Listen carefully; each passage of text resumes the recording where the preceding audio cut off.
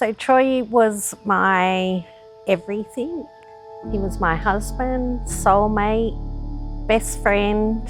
He was gentle, kind, loved everybody. Bit of a larrikin, always the life of the party. And now it's just not the same.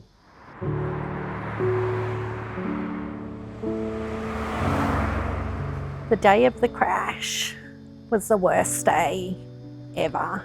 The passenger that was in the motor vehicle with Troy phoned me, told me that it wasn't looking very good, and then he hung up. He phoned back, and the words of "he didn't make it" haunt me forever.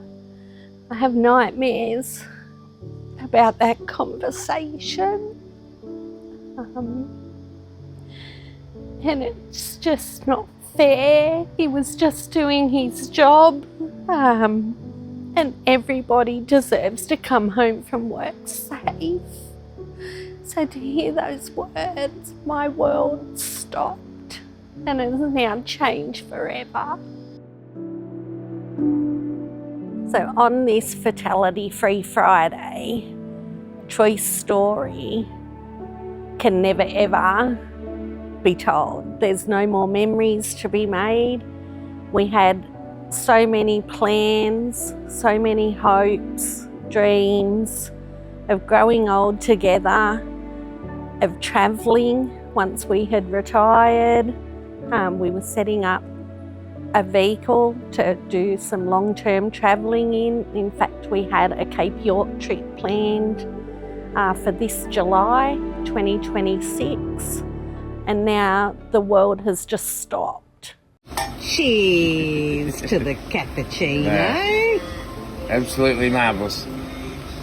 I believe people's perceptions change when they hear personal stories, because it actually puts a face to a victim or a loved one who is no longer with us.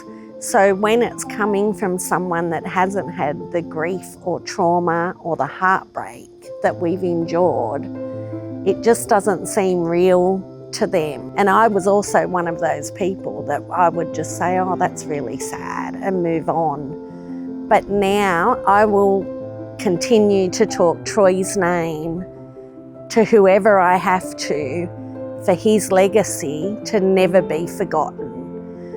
That is one of my biggest fears, that people just move on and forget about how special Troy was to not only us as his family, but his colleagues, his friends' families. He loved everybody. And he's not a statistic. He's not a number. He's our Troy. And I just don't want to ever forget him. So I will continue to try and live his legacy by educating people to please slow down and please be responsible when you take the hands of a steering wheel.